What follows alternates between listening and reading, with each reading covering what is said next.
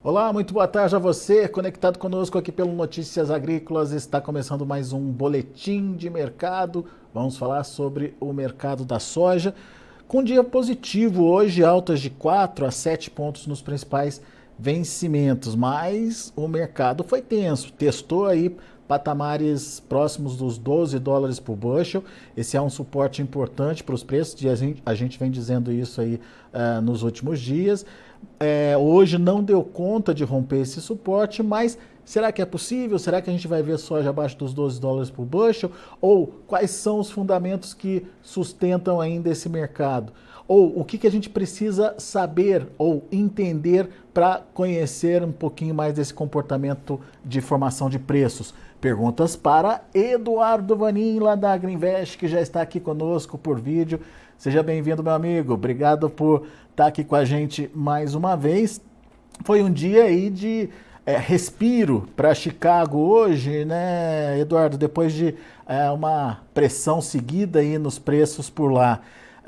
Como é que você lê esse mercado hoje? O que motivou essa sustentação aí? E essa sustentação acima dos 12 dólares por bushel é positiva para os preços? Boa tarde, Alexandre. Boa tarde a todos. Bom, positivo não é, né? 12 dólares, prêmio negativo, pra lá de ruim. Mas o ponto é o seguinte: um ponto importante é que hoje pode ser uma questão momentânea, mas é um sinal positivo. Tivemos alta de Chicago, bateu lá no 12,01, que foi a mínima da sexta-feira, quando veio lá o relatório do USDA, a bigorna do USDA, trazendo mais grãos, principalmente mais milho. E hoje, então, nós tivemos essa alta de Chicago, bateu lá, voltou, e tivemos também um respiro dos prêmios. Prêmios da soja no FOB, quer dizer, Paranaguá, e lá no custo e frete, China, também subiram essa tarde. O mercado lá vai até mais ou menos umas duas da tarde, horário nosso. E aí firmaram as ofertas, 7 centavos por bushel. Por coincidência, foi a alta de Chicago também. Então hoje, quem sabe uma luz no fim do túnel, um suporte. Chicago mostrou um suporte, e os prêmios destino e também aqui no Brasil, no FOB, tiveram uma altinha. Mas isso na prática significa o que, Eduardo? Que temos garantido aí uma sustentação ou essa pressão, esses testes vão continuar? Bom, temos duas questões super importantes. A primeira é a questão aí dessa dissonância entre que nós temos no mercado do tamanho da safra brasileira. Aí temos números de até 135 milhões da ProSoja, e aí nós temos o USDA, que eu acho que é o maior número hoje, 157 milhões. Quer dizer, está bem distante. Uma média mais ou menos ali perto de 150 milhões. A única coisa que nós temos de fato é que a safra desse ano é menor que a do ano passado. Mas aí também tem todo esse papo que a Argentina vai vir com uma safra muito grande, 52 milhões, já tem gente falando 54 milhões. E desse volume a Argentina vai precisar exportar um tanto, 8, 10 milhões, quem sabe. Aí nós vamos ter também o Rio Grande do Sul, que também, tudo indica, continuar assim, vai vir com uma safra 22, 23 milhões, é por aí.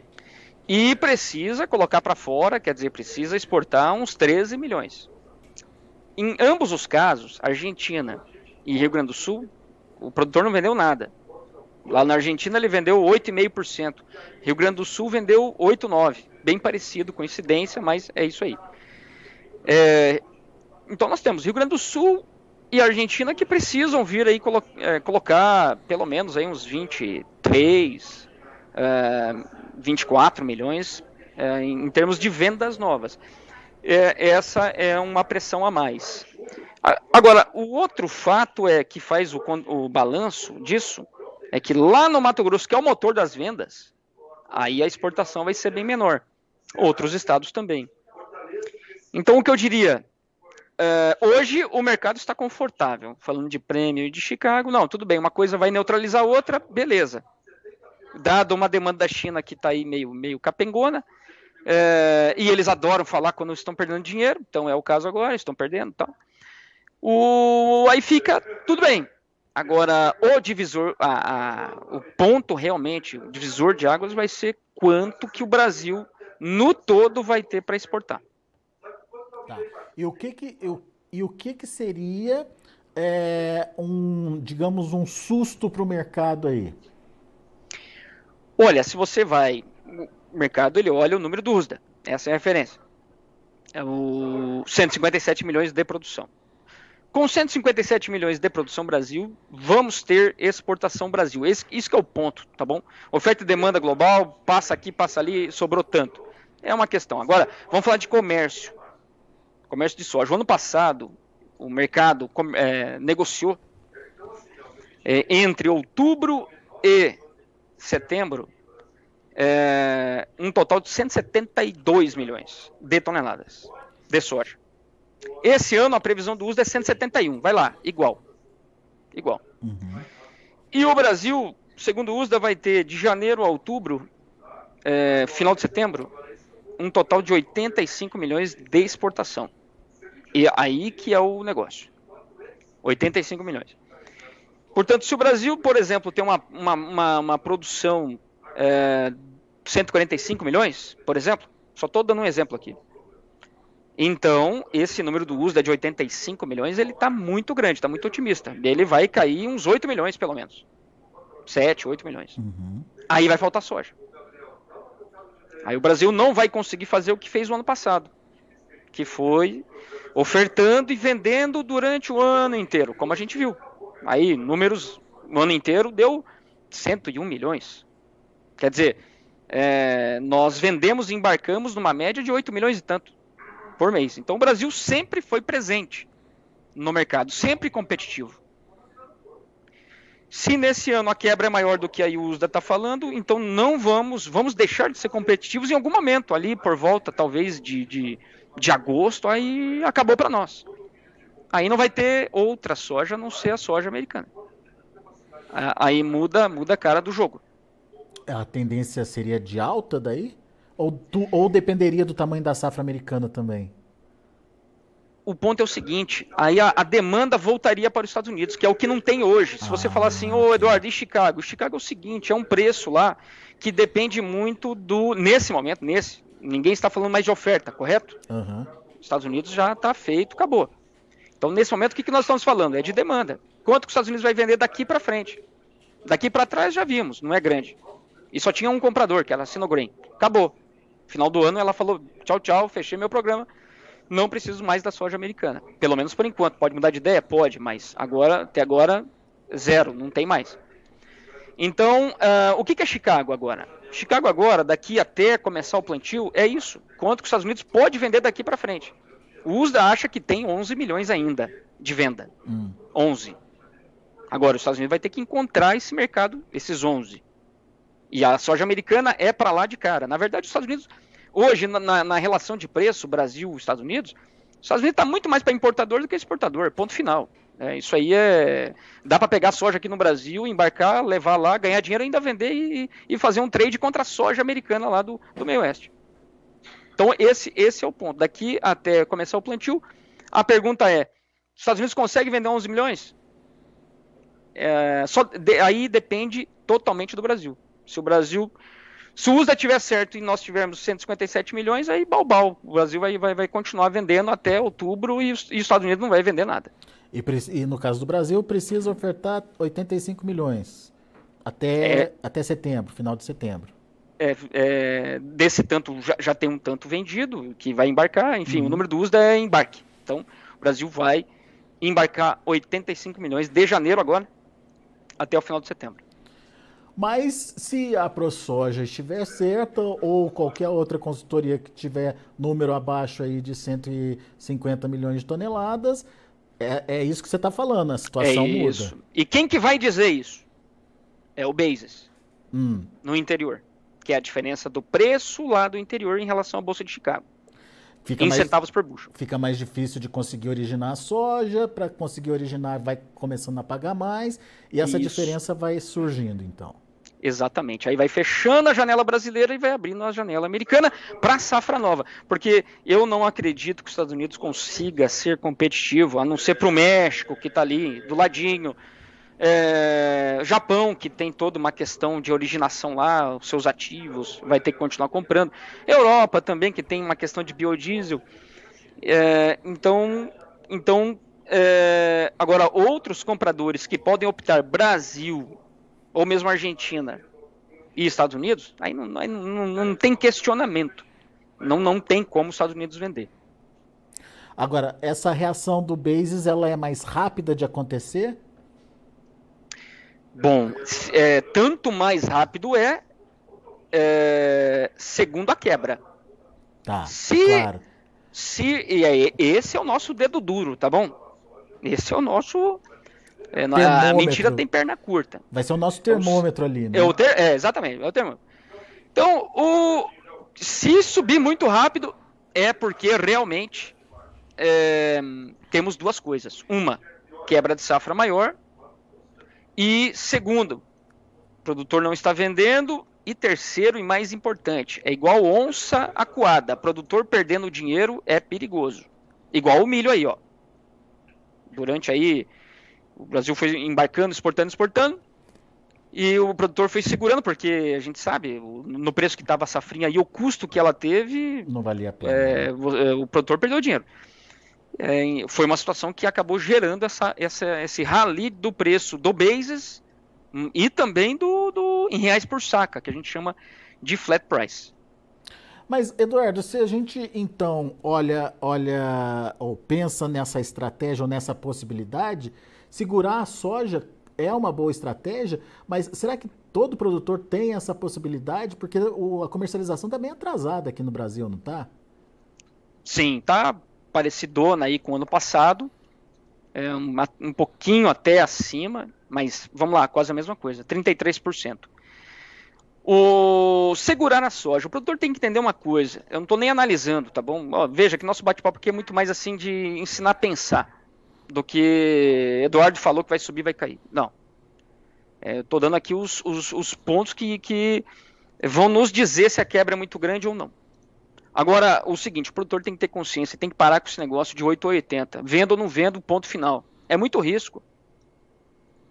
Ele tem que analisar e é o seguinte, essa temporada, como a gente já falou algumas outras vezes aí com vocês, com a Carla, contigo, como tem uma quebra de safra, seja ela grande ou pequena, o que vamos ter valorização, e temos os Estados Unidos extremamente caro, por N motivos, e aí eu só vou citar mais um, tá? Que é a questão logística. Tá aí, todo mundo tá vendo, o canal do Panamá, impossível, agora o canal de Suez, vai, não vai, tá virando ali uma bagunça. Então, isso tudo acabou com a competitividade americana, é muito caro hoje a soja americana, e um dos itens é o frete marítimo. Uhum. Então, o que nós falamos? Poxa, você tem que... Tá bom, vai segurar a soja? Eu até acho que faz sentido. Agora tem que vender Chicago. Tem que vender Chicago. Porque na composição do preço, você vai ter... Lembrando, você vai ter o basis local, que é a sua diferença o teu prêmio aí da tua cidade, que é em relação ao Bolsa de Chicago, o câmbio e o próprio Chicago. Então, se os Estados Unidos não vai conseguir vender soja, e ainda faltam 11 milhões, e a gente não sabe de onde que vai vir essa demanda... Chicago não tem firmeza. Poxa, se não tem firmeza, você vai ficar olhando? Não, você vende. Entendi. Mas daí a segurança viria do basis, da valorização do basis aí. Sim. Quem fez isso lá em novembro, por exemplo, vamos falar do Mato Grosso, que hoje o preço está em R$100. 100. E vários lugares no Mato Grosso abaixo de 100. Quem fez isso lá em novembro, é só fazer a conta.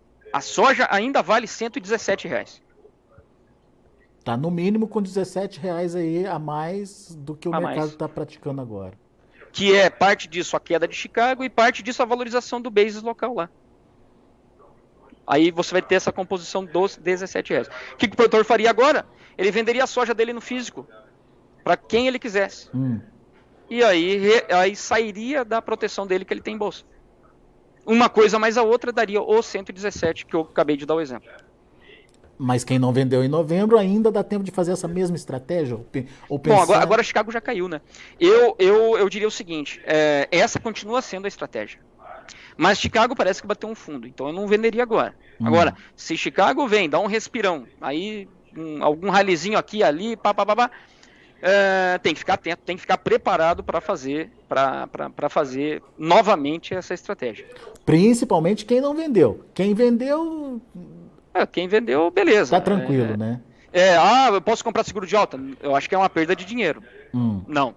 Então, agora, veja que cada ano é diferente. Então, veja que essa continua sendo a nossa estratégia, a valorização do base local. Para isso, você tem que estar vendido em Chicago. Vendo Chicago agora, Eduardo, perto dos 12? Eu acho que não. Então, tem que dar uma esperadinha. Vamos ver aí até quanto que ele pode dar esse efeito rebote, essa recuperação.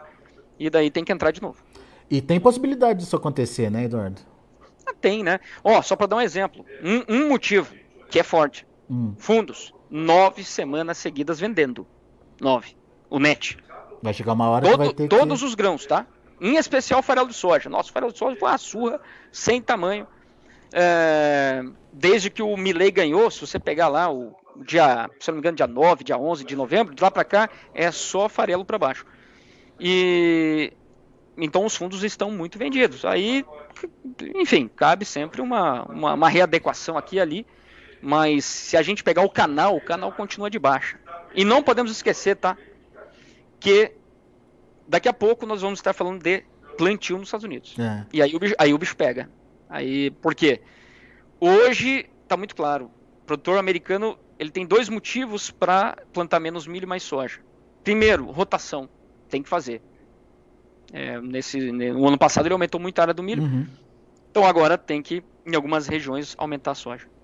E o segundo mais importante, o prejuízo no milho, os dois são prejuízos, mas o prejuízo no milho é muito maior.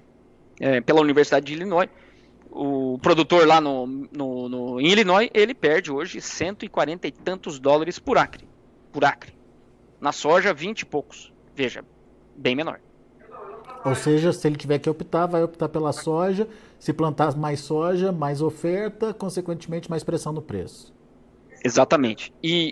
Um outro ponto aí da soja que é uma vantagem. Ano ruim, o que o produtor pode fazer? Estados Unidos, no produtor americano. Ele pode diminuir um pouco. Ele está com uma reserva boa de potássio, de fósforo. Está com uma reserva boa de potássio. Então ele pode, vou pôr metade esse ano. Vou economizar com a adubação. Vamos passar o ano e a produtividade não vai cair muito porque ele tem reserva. Pode fazer isso? Pode. No milho? Não. E aí o principal custo é o nitrogenado. O produtor americano não planta milho sem colocar bastante nitrogênio. Exemplo, 2022. A ureia foi lá para cima, aí ele tinha que optar, vou plantar milho, mas vou reduzir a utilização de aplicação de ureia. Não fez isso, ele diminuiu a área. Se a gente voltar em 2022, a área do milho caiu bastante, depois aumentou. A opção dele seria reduzir custo da soja e, consequentemente, isso pode também ampliar aí a utilização de soja como produto principal aí de plantio para a safra americana. Exatamente. Agora é assim, né? Uma coisa é um número que sai no dia 31 de março, que é a intenção. A outra é a primeira verificação, que é lá no relatório de junho. E aí, se o produtor americano falar assim, lá no dia 31 de março, vou plantar mais soja, vamos supor, 3 milhões a mais de acres. O trabalho do mercado vai fazer, será de produtor americano, não precisamos de toda essa soja, não está vendo aí o Brasil, não está vendo a demanda, enfim, plante menos. Aí o trabalho do preço vai ser desincentivar o produtor americano. Aí lá em junho pode ser outra conversa. Aí lá ele diminuiu, nem aumentou a soja, diminuiu o milho, a área total americana vai ser menor. Que eu acho que é o cenário principal. Só que isso é lá em junho, né? Até lá o negócio, né? O negócio foi e voltou, o produtor morreu do coração, então tem que fazer antes. Boa, muito bem. Muito bom. Eduardo, ficou assim muito claro as possibilidades, né? A forma com que o mercado age a partir de determinadas informações que ele vai adquirindo aí. Então, fica claro para o produtor também que precisa cautela e planejamento daí na comercialização, principalmente dessa safra. A colheita está começando e para aqueles que não venderam, precisa aí ter muito cuidado, né? Ou cautela, eu acho que é a melhor palavra, né? Eu só deixaria um recado. Fuja do 880, tá bom? Esse aí apaga aí apaga as estratégias 880, vender ou não vender, tudo ou nada, all in, né? Para quem joga poker, para comercialização de grãos isso não serve. Boa. Muito bom. Eduardo Vanin, meu amigo, obrigado mais uma vez pela participação aqui conosco. Volte sempre. Beleza, abraço a todos, bom final de semana. Grande abraço, até a próxima. Até mais, tchau, tchau. Tá aí Eduardo Vanin, Agrinvest aqui com a gente, trazendo informações, colocando argumentos aí para que você possa fazer o seu processo, né, de entendimento do que está acontecendo, o que pode acontecer no mercado e traçar a sua melhor estratégia de comercialização. São vários pontos a serem analisados, várias questões a serem esperadas aí que podem influenciar no preço. A principal e maior delas é o tamanho da safra brasileira. Se acontecer o que o USDA está esperando, daí a gente não tem muito o que fazer, não. Enfim, temos soja suficiente aí para garantir uma oferta do Brasil até pelo menos outubro. Se for menos do que o USDA está projetando, abaixo aí dos 150 milhões de toneladas, daí sim a história é outra e a reação pode acontecer. E essa reação, o primeiro sinal vai ser através dos bases, aquela diferença, né, que se paga entre a comercialização local e a comercialização entregue nos portos. Então, fique atento a esses sinais que vai ser importante para você poder tomar as suas decisões.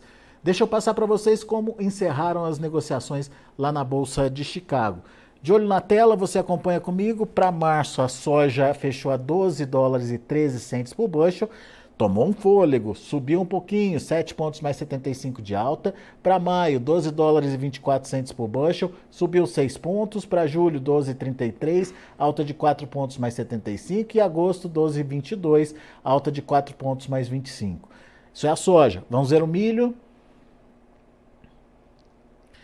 Para março, 4 dólares e 44 centes por bushel, subiu 1 ponto mais 75. Para maio, 4,55, alta de 1 ponto mais 25. Para julho, 4,63, alta de 1 ponto. Setembro, 4 dólares e 68 centes por bushel, alta de meio pontinho. Não mudou muito em relação ao fechamento de ontem, mas pelo menos ali ganhou um fôlego também com esse 1 pontinho a mais aí. O trigo, vamos ver o trigo. Trigo também com altas tímidas aí, março subindo 3 pontinhos a 5,85, foi o vencimento que mais subiu. O maio 5,96, 2,25 de alta. Julho 6 dólares e 3 centes por bushel, 1,75 de elevação. Setembro 6 dólares e 15 centes por bushel, 1,25 de alta também. São os números já de fechamento do mercado lá na Bolsa de Chicago, uma finalização positiva, um fôlego que Chicago toma, principalmente quando a gente olha aí para o que está acontecendo com a soja, um sinal pontualmente positivo aí para a soja, porque conseguiu aí se firmar acima dos 12 dólares por bushel, não deixou que o mercado rompesse esse patamar, esse suporte importante de preços, mas é uma briga boa aí, o mercado vai testar de novo esse novo patamar, esse patamar dos 12 dólares por bushel, e vamos ver o que pode acontecer daqui para frente. Você precisa ficar atento aí às informações. Notícias agrícolas, informação agro relevante e conectada.